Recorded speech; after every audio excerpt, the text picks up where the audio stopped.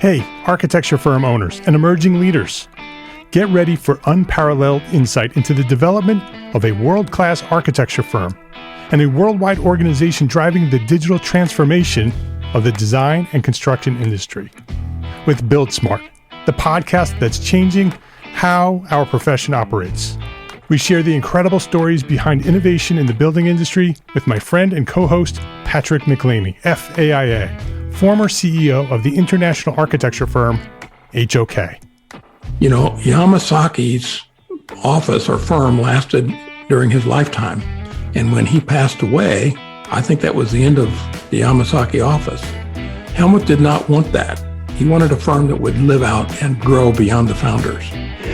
In Season 1, discover the untold stories behind HOK's meteoric rise, from 150 employees in St. Louis to a powerhouse with over 1,900 staff members and 27 offices worldwide. You know, they weren't as polite as the Kojima people. That was just boom. And anytime you have a creditor, whether it's Kojima or the bank, that wants their money, unless you can raise money someplace else, you are out of business. Bankrupt. And hold on tight for Season 2, where Patrick takes us on a new adventure as chairman of Building Smart International, shaping the future of digital transformation in the design, construction, and operation of built assets. Ian Howell, Ken Harold, and I, Ken was my technical representative from HOK. The three of us took a tour of Europe of 5 cities in 5 days. Very busy time.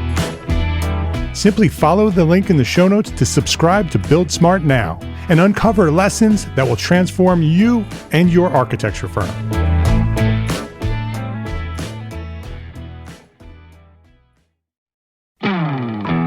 Hey, architecture firm owners and emerging leaders. Get ready for unparalleled insight into the development of a world-class architecture firm and a worldwide organization driving the digital transformation of the design and construction industry. With Build Smart, the podcast that's changing how our profession operates. We share the incredible stories behind innovation in the building industry with my friend and co-host, Patrick McLamey, FAIA, former CEO of the international architecture firm, HOK. You know, Yamasaki's office or firm lasted during his lifetime. And when he passed away, I think that was the end of the Yamasaki office. Helmut did not want that. He wanted a firm that would live out and grow beyond the founders. In Season 1, discover the untold stories behind HOK's meteoric rise, from 150 employees in St. Louis to a powerhouse with over 1,900 staff members and 27 offices worldwide. You know, they weren't as polite as the Kojima people. That was just boom. And anytime you have a creditor, whether it's Kojima or the bank, that wants their money, unless you can raise money someplace else, you are out of business. Bankrupt. And hold on tight for Season 2, where Patrick takes us on a new adventure as chairman of Building Smart International, shaping the future of digital transformation in the design, construction, and operation of built assets. Ian Howell, Ken Harold, and I, Ken was my technical representative from HOK. The three of us took a tour of Europe of 5 cities in 5 days. Very busy time. Simply follow the link in the show notes to subscribe to Build Smart now and uncover lessons that will transform you and your architecture firm.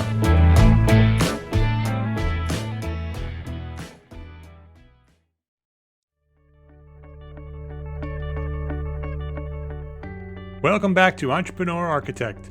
This is the weekly podcast where architects learn to build better businesses. My name is Mark R. LePage, and this is episode 14. The daughter of an economist, inspired by an advocate St. Louis architect at the age of 15, this week's guest on the Entrepreneur Architect podcast climbed her way up through the profession, making a difference every step of the way. She's an associate at Cambridge 7 Associates, located in Cambridge, Massachusetts, and she's the 2014 president of the Boston Society of Architects. She's married to a fellow architect, and she's mom to 2 kids.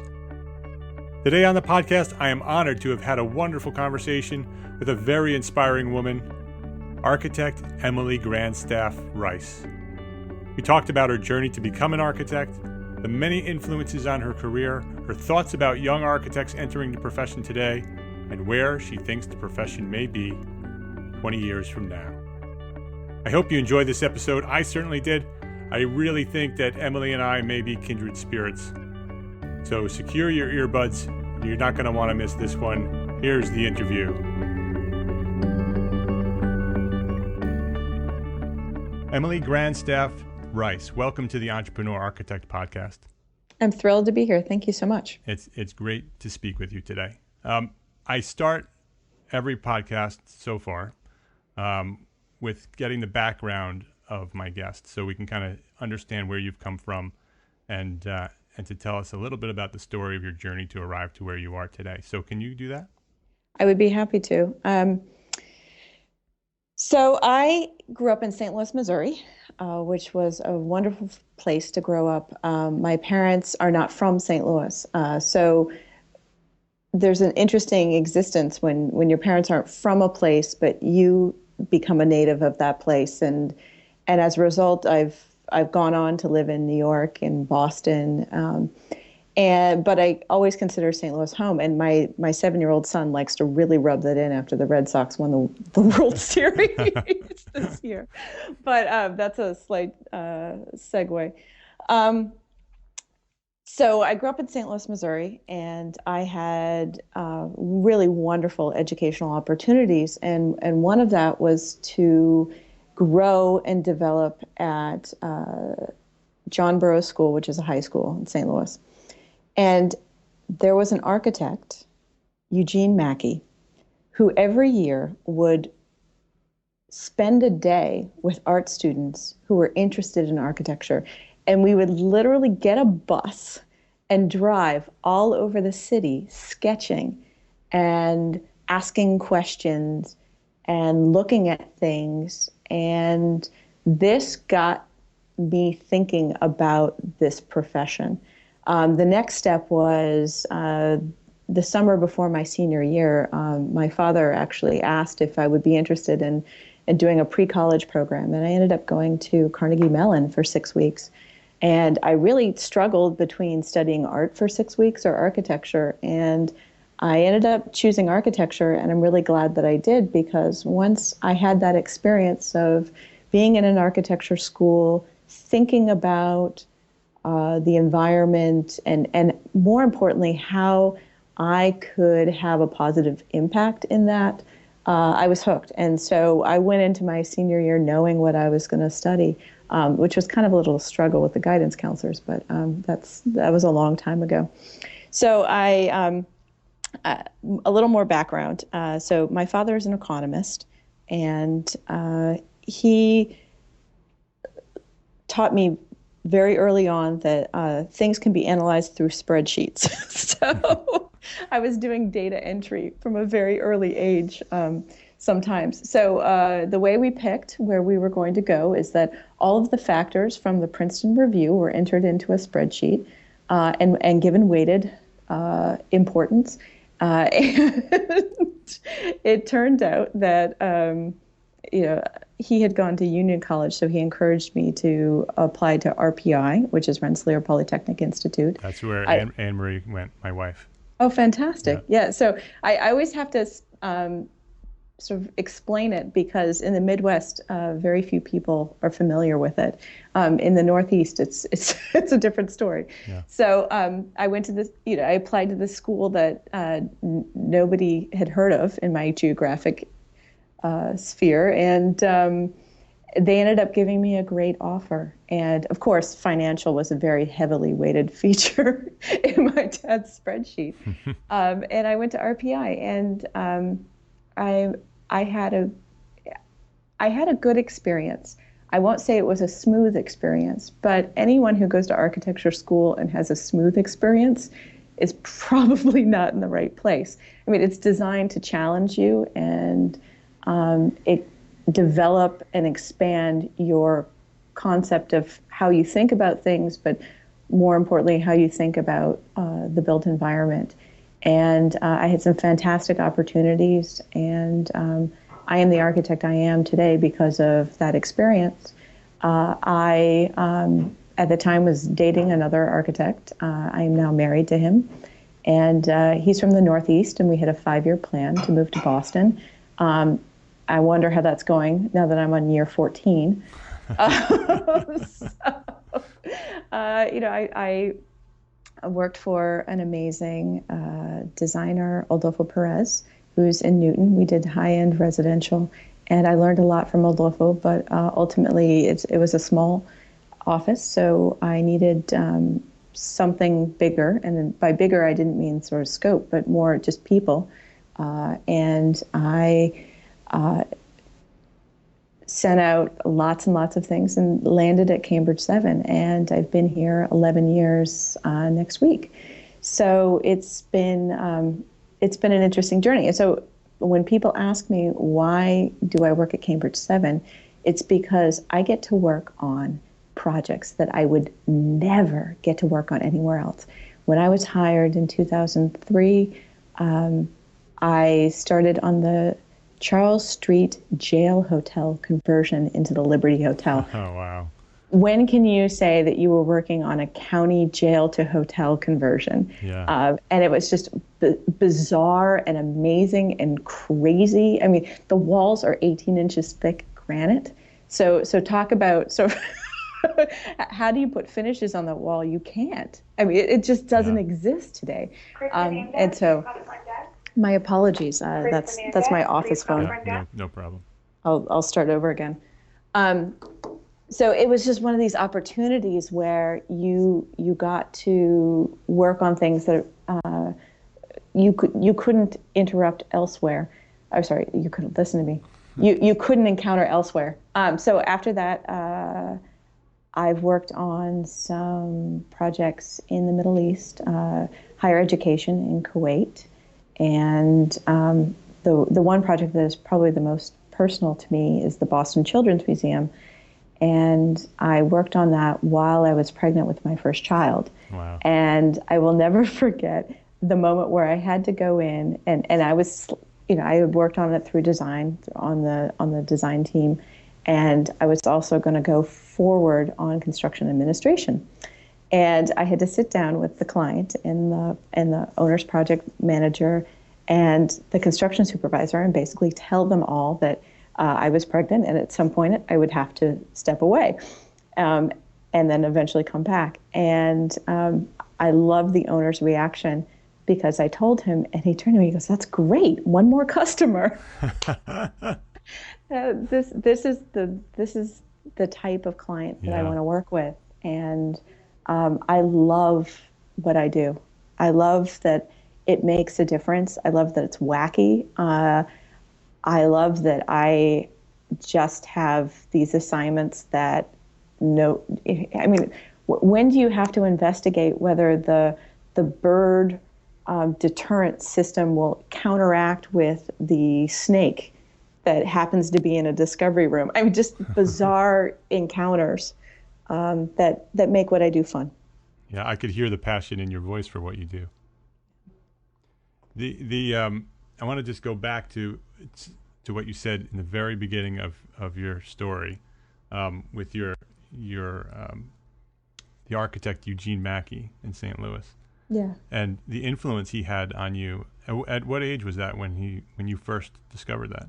I met him at 15, and so I ended up going on 3 of his trips, so at age 15, 16, and 17. And Gene Mackey is the owner of Mackey Mitchell Associates in St. Louis, Missouri. And his commitment to not only reaching out to young architects, but mentoring them within his own office is really a fantastic example. And not only did he come to the high school, but he left the door open and basically said, if you have any questions about architecture, let me be a resource and, come to my office. And so when I applied to school, I actually contacted him and had him look at my portfolio.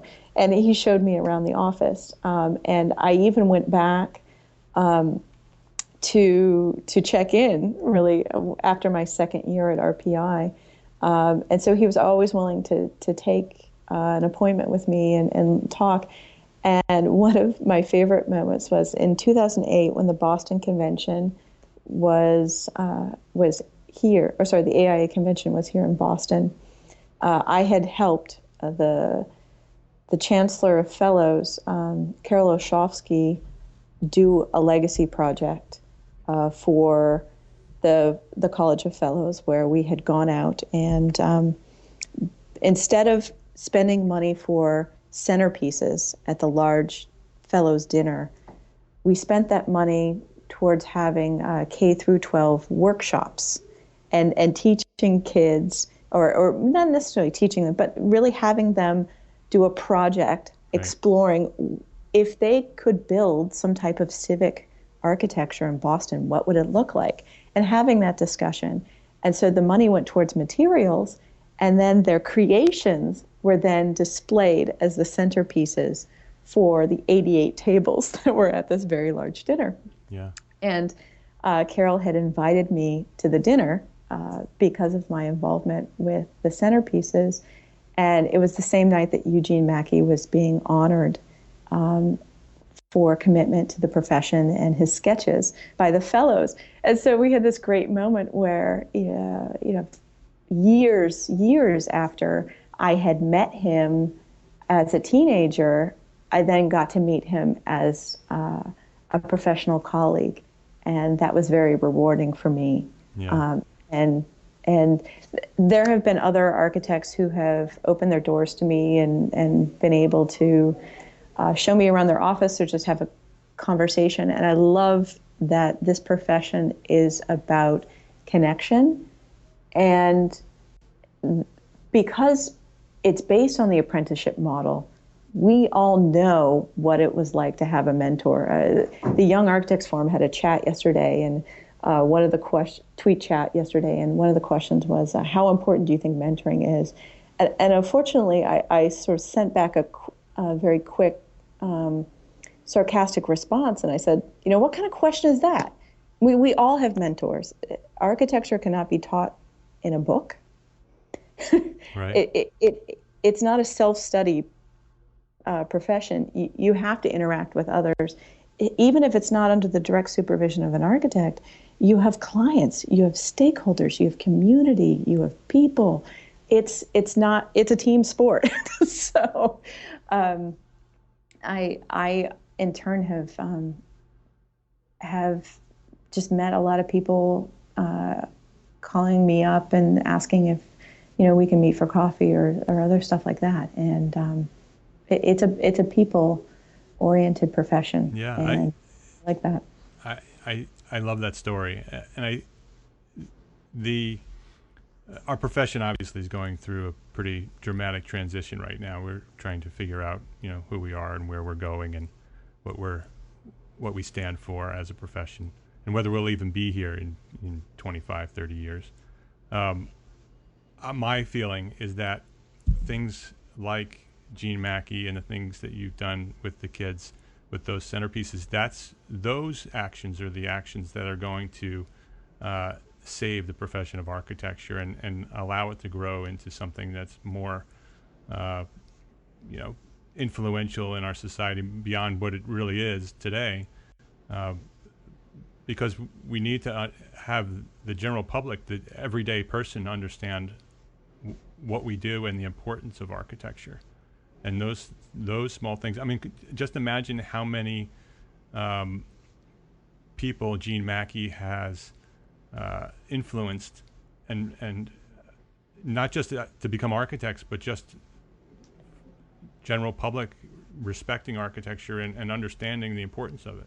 Absolutely. I completely agree. And this reminds me of one of the issues that I hear over and over again within the AIA or the profession in general, which is, we're losing so many architects to other professions. And I think we need to look at the other side of the coin, which is we're gaining so many more informed clients and advocates. Right. And it's not about doing it the way that we've always done it. We need supporters in all different realms. And we don't all need to be architects in a traditional sense. I mean, some of us still need to do that because that's important. Yeah. But yeah, just simple outreach or reaching out and making a positive memory so that you've built a bridge for the future. Right. And you're doing something about that in 2000. You've just become the 2014 president of the Boston Society of Architects. Tell me a little bit about what led you to become active in the profession to that level, and how you got there, and some of the ideas that you have for that position. Yeah. So this is also one of those interesting stories about connections. I applied for the BSA, the Boston Society of Architects, Young Designers Professional Development Institute, when I came to Cambridge 7. And it's a year-long program with different focus topics, and mostly around soft skills. And so the idea is that you teach and refine soft skills early in one's career, and so that when they develop into more responsibility, they have a good foundation to build upon and to grow with those skills. So one topic would be about speaking, one would be about writing, one would be about project management budgets, another would be about construction administration, et cetera, et cetera. And it's run by Bill Ronco, who's an organizational consultant here in Boston. And so that was a great experience, and I was so jazzed by that experience. I thought, well, what's one of the ways that I can give back to, after having this experience? And I nominated it for what was at the time the AIA Emerging Professionals Program of the Year Award, something like that. Well, it won.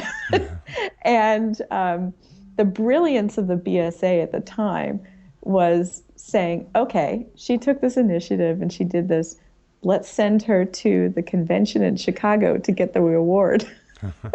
So they sent me to convention, which was wild and a lot of fun.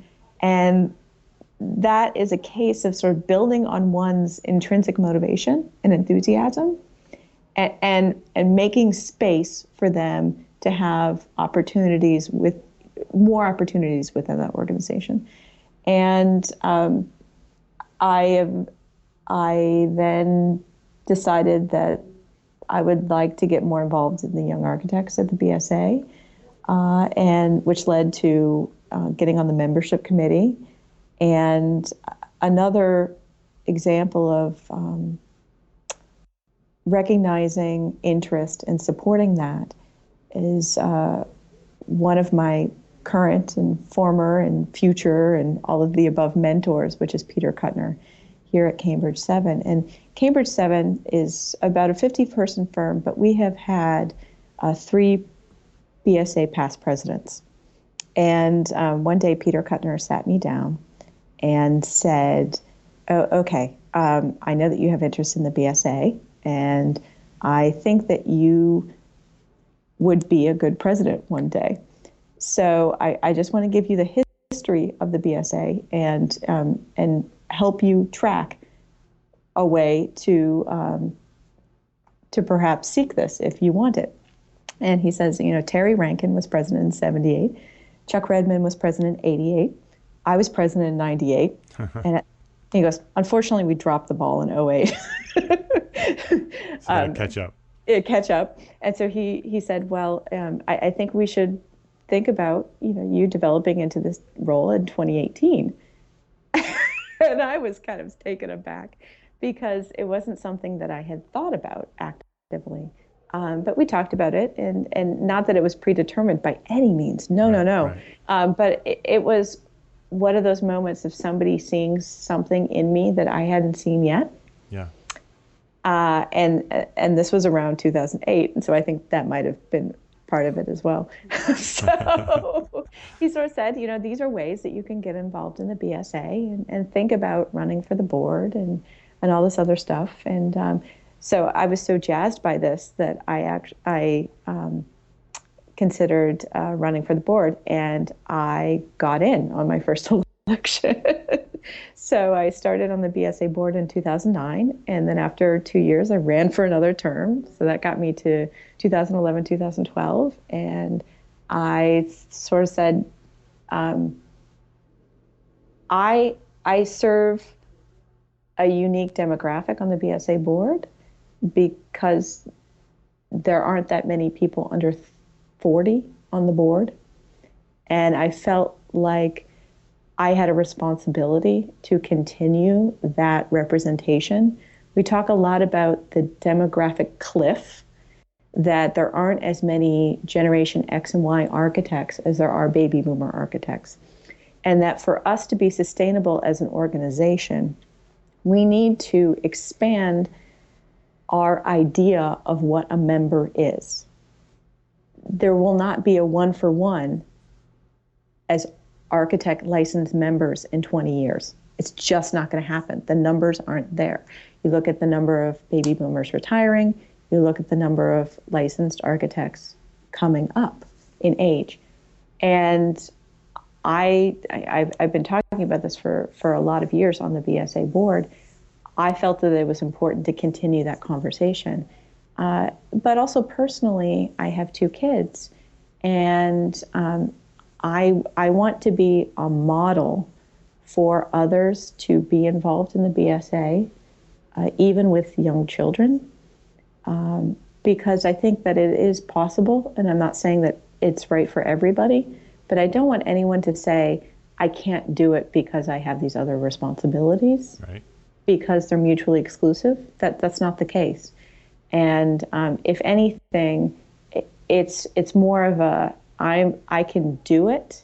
Well, one, because I have an incredibly supportive husband who's also an architect here in Boston, but because I also have the passion, and I think that's a secondary concern of mine, to pave the way for others to do it, because I think younger voices, more diverse voices, only help to enhance the conversation. Yeah, that's very inspiring. I find that leadership and getting involved in the profession, actually getting involved in anything really, but especially the profession, it's almost addictive. That once you start and you kind of get a feel for it, and you see the influence you can have on people and the positive things that can happen from it, you almost can't stop, and you just keep pushing it and going with it, which is exactly what's happened with Entrepreneur Architect. I started this as a little thing for myself, just to keep records of business topics, and it's grown into something much bigger, and my plans are to make it huge. So it just keeps growing on itself. Once you reach one level, you say, well, I can go there, and then you see that, and it's almost like you can't really see into the vista until you climb up to that next level, and then you can see that next level, and then I got to get to that next level to see what's at the next level, and it just keeps growing. And so it's if anybody's listening who has any thought of that of wanting to get involved, just do it. Just start somewhere. Just go to a meeting and listen, and then volunteer, and then it grows from there, and it just keeps growing and growing. And if enough people do that, then we have a whole massive group of leaders who are ready to make sure that architecture moves in the right direction. We have a critical force, Yeah. and I am particularly interested in looking at how we will practice 30 years from now, because I think the work that you do is critically important in defining ways in which we organize ourselves as professionals. I believe that Generation X and Y have an entrepreneurial streak in them from sheer it's survival. Necessity. Necessity. But also because there are so many things that are changing. I mean, Social Security is one of those ones, right? You know, ask Generation X and Y how much they believe Social Security will really be there when we need it. I mean, we're completely skeptical because we've seen the buildup of social formations and then the breakdown of them as well. And as a result, we have to be optimistic, because if we're not optimistic, why are we in this profession? But two, we've got varied interest. I mean, look at Etsy and Pinterest and all these other things. The explosion of communication has allowed people to get in the game in a much different way. And this idea of small, mid-sized, big firms, I think that's going to explode over the next 30 years. So let's get our stuff together and figure out how can we be on top of these trends rather than reactive and always saying, well, that's how it was.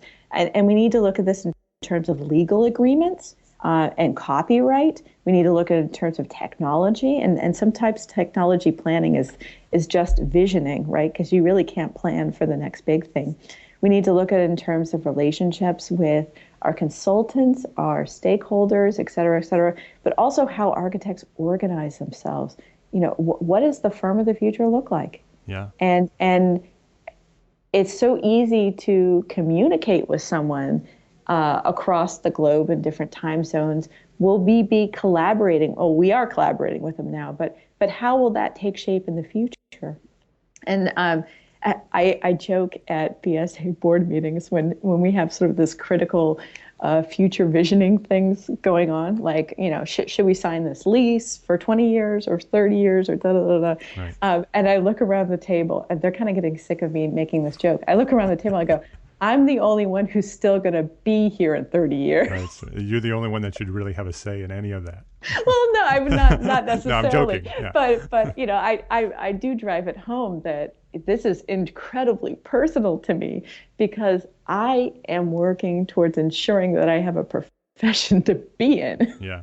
Yeah. And in 20 years, our profession will be so different than what it is today, and we can't even imagine what it will be. Yeah, but also imagine how different it was 20 years ago. Yeah. I mean, I'll never forget my first real paying job in St. Louis.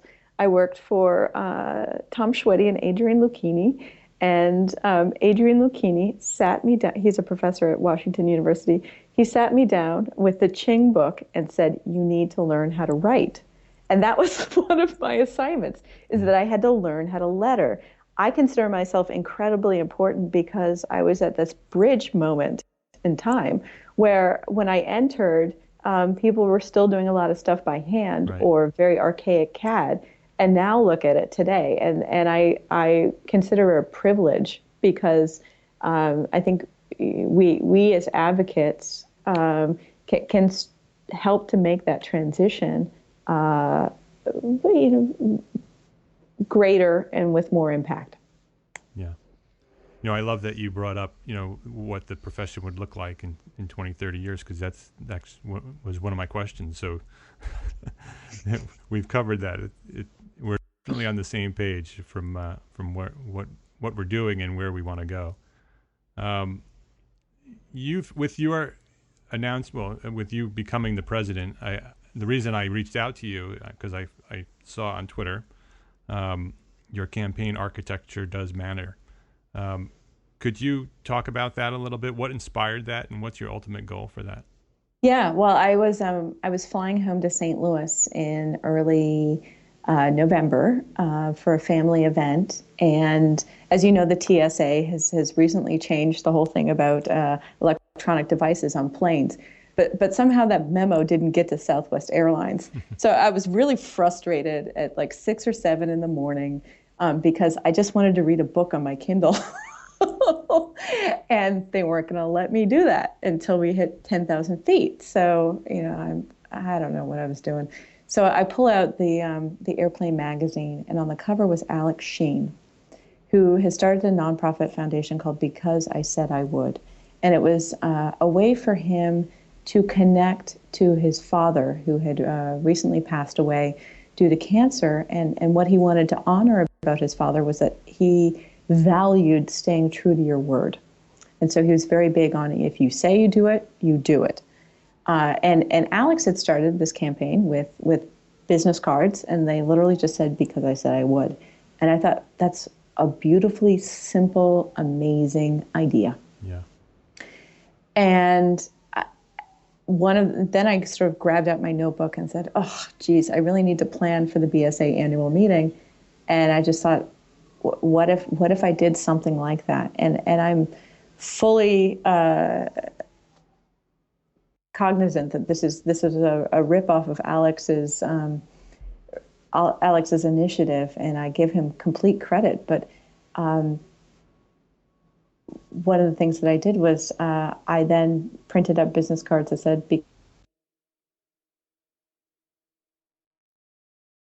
apologize if that phone call came through.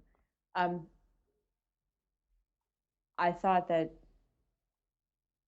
architects could start talking a little bit more about architecture in the way that Alex was able to get people to talk a little bit more about the promises that they make. And architecture is experienced by everybody and experienced in many different ways, but it's also experienced in small moments. And I did it kind of on a whim and did a soft launch at the BSA annual meeting. Yep. And handed cards out to everybody. It's been really fun to see the response, but also it's almost like a daily meditation for me to think about, what am I going to say about why the profession that I am in matters. Yeah.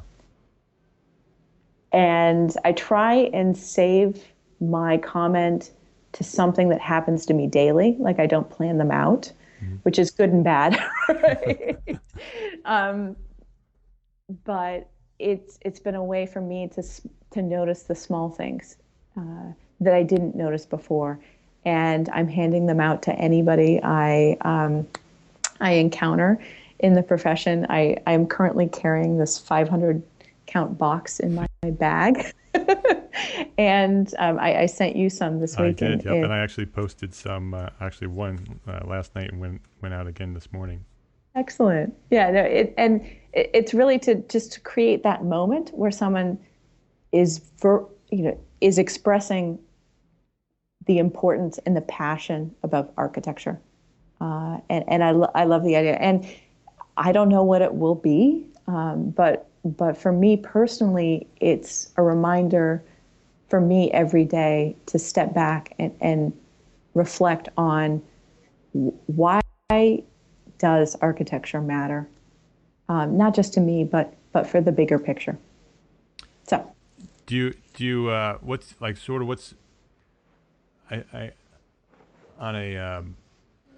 understand the goal of it is to kind of expose architecture and the importance of architecture. Is there a way for other architects, if they don't get your business cards, is there another way for architects to get involved and kind of help this grow? Absolutely. I think you don't need a card to do it. Right. It's really just a thought. I have an active Twitter feed. It's at ARC. One, because ARC does matter, because I didn't want to spell out architecture. So it's ARCHDOESMATTER on Twitter. And I am also in the process of building a website. And what I want to do is I will put a link to a PDF thing that you can print out. I think that's probably the first step, so that if you do want to have the official card, you can print your own and do it. But I got a great one yesterday, which was at the Abu Dhabi airport, and it was looking at the air control tower by SOM, and the comment was, a control tower, something that's typically ordinary, can be extraordinary, because architecture does matter. And I thought that, what a beautiful moment, just to say, that's something that they consciously thought about making beautiful and expressive, and it does change the experience of entering that airport. Yeah, I love the campaign. I saw one the other day that was uh, pointing at an historic, I guess it was a firehouse or something in the background, and it said, I think I saved this building because architecture does matter. And it was like a brick building in the background. It was really cool, and it's so quick to the point, but it's so clear in what you're trying to achieve with it, and very shareable. Very perfect for our current society and how it can be spread very quickly. Yeah, it's a lot of fun, and that's really what it's meant to be, is just fun and to create these moments of reflection, and really show the passion of what we do. Yeah. Because I think that is going forward. If we are going to talk about our relevance in society, we need to be relevant. and creating moments like this makes us relevant because we highlight why it matters. Yeah. Do you have some? Well, I'm sure you do. What are some of your own personal long-term goals? Like you talked about where you want the profession to go and where we think the profession may go. Do you have, beyond the president of the BSA, what's sort of your 5-year plan? My 5-year plan, well, I'll tell you my 1-year plan, which is to get through this. Well, you've done a great job already, so I'm sure the rest of the will be fantastic. Thank you. In Boston, I've been joking, day 13. Yeah, Talk right. to me on day 20. But one is to, my short-term plan, obviously, to have the greatest effect that I can on as BSA president. And by effect, I don't mean sort of big sweeping moves, but these moments of connection and building a bridge for the next generation to come in and be viable in these organizations and really take a lead. I think I personally want to get more involved in advocacy and expressing these in our cities and making larger urban changes. I think that's important. And as I've mentioned, I have 2 kids, and I have also been working on some initiatives of asking the question of how can we get exposure in K through 12 schools, not unlike how Eugene Mackey used to reach out. Right. And I can't do it all. There's only so many hours in the day. Yeah. So one of the proposals I had worked on previously was this concept of having online training for architects. And architects are great architects, but they're not necessarily great teachers. And looking at how architects can be influential in developing STEM, science, technology, engineering, mathematics, educational skills in the K through 12 as a supplement. Teachers have so many things to do, and sometimes some very strict and tight curricula requirements. So wouldn't it be great that as a supplement to that, you could then have an architect come in and talk about reflectively how this actually is applied in the world. So it was an idea that if you arm others with this knowledge and to do outreach to their children's teacher or et cetera, and ways that they can be involved, then that in itself could grow on its own. So I think other programs have looked at a train the teacher model, and I think we need to arm architects as advocates themselves to start talking about that, because if we're going to tackle the issue of diversity within the profession, we need to look at children today and allowing them to have an opportunity to think, yeah, architecture is a profession that I can go into. And you and I had talked a little bit about sort of that age in which you discover when you're an architect. Right. I think for me, it built up. So I was very involved in building and manipulative stuff as a child. I was very involved in art and mathematics and all this other stuff. But it wasn't until I had that encounter with Eugene Mackey that it really sort of snapped.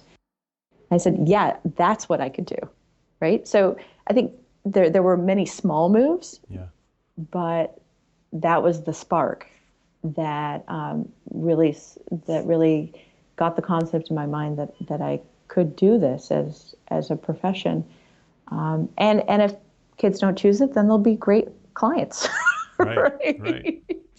So the bigger issue. So those are some things that I'd like to do. And, those are side things. At Cambridge 7, I'm starting work on an aquarium job in Virginia, which is going to be a long-term project. So that's sort of my professional aspirations is making that job be really successful, because the Virginia Aquarium is a great organization, and I'd love to be a part of that. Where is that located?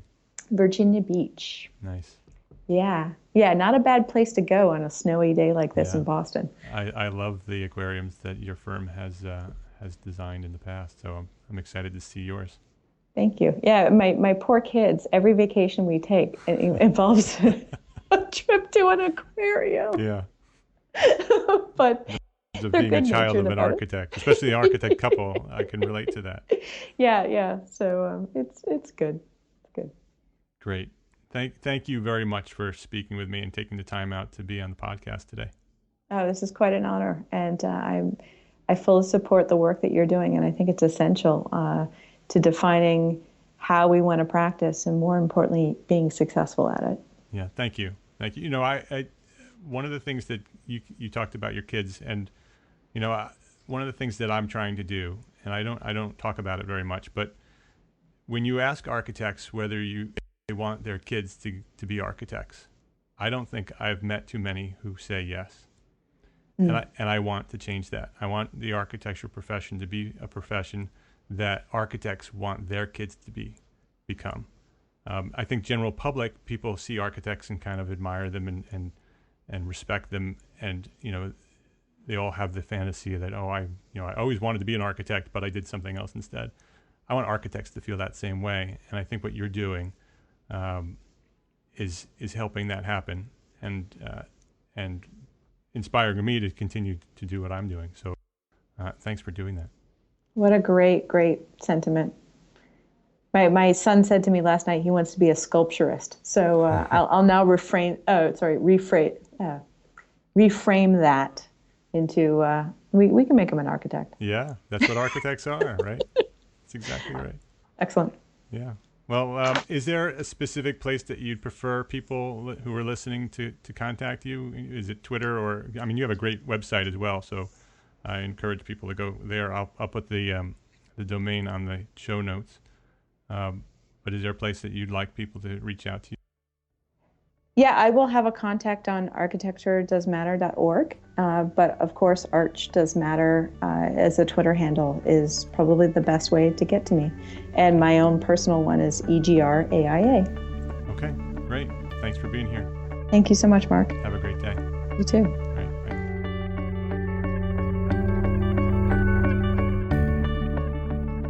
I invited Emily Grandstaff-Rice onto the podcast because architecture does matter, and Emily's making a difference in this profession. She's a leader that we're going to want to watch as she grows and she builds upon the many exciting initiatives that she's launched at the BSA. She's an influential force in this profession. I know this episode was packed with lots of information.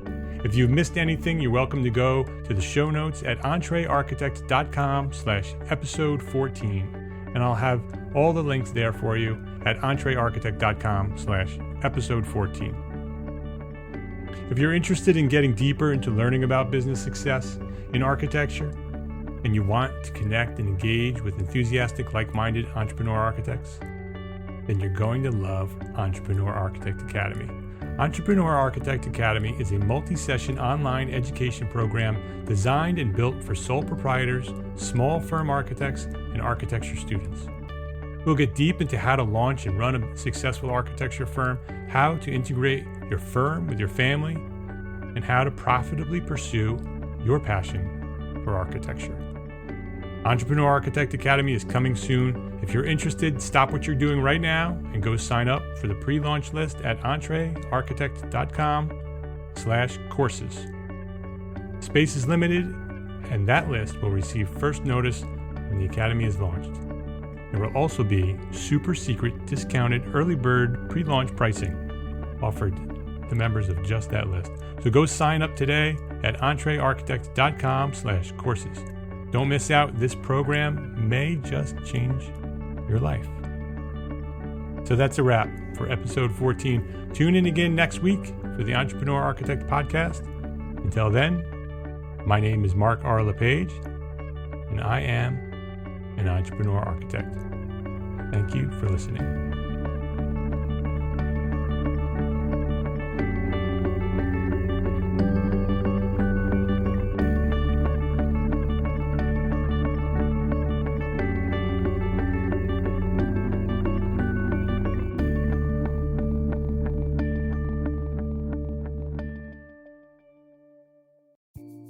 Imagine earning continuing education credits while doing exactly what you're doing right now.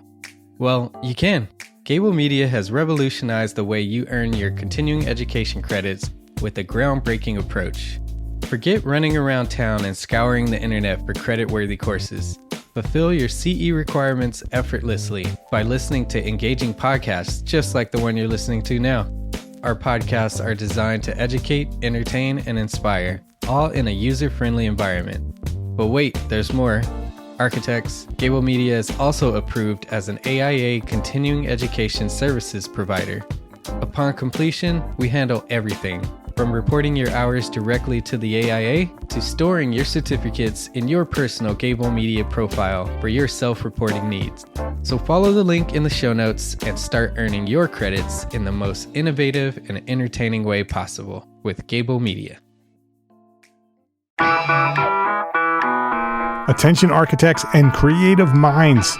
Get ready to supercharge your brand with Build Your Brand, the podcast that's unlocking the secrets of branding success for creatives. Hey there, it's Mark R. LePage, founder of Entre Architect, and I'm inviting you to join my friend, architect marketing expert Jeff Eccles at Build Your Brand podcast, where he explores the captivating stories of the world's top brands and transforms their lessons into powerful moves for small firm architects and creatives like you. In Season 1, Jeff shares the thrilling tale of Southwest Airlines, where he dissects their journey to the summit and distills it into strategies tailor-made for you. It's important to keep in mind that companies like Southwest compete in the real world, just like you, and face real-world challenges, just like you. You might be surprised at how similar those challenges are to the struggles that you grapple with on a day-to-day basis. Don't miss out on your blueprint for success. Subscribe, tune in, and let's build your brand together.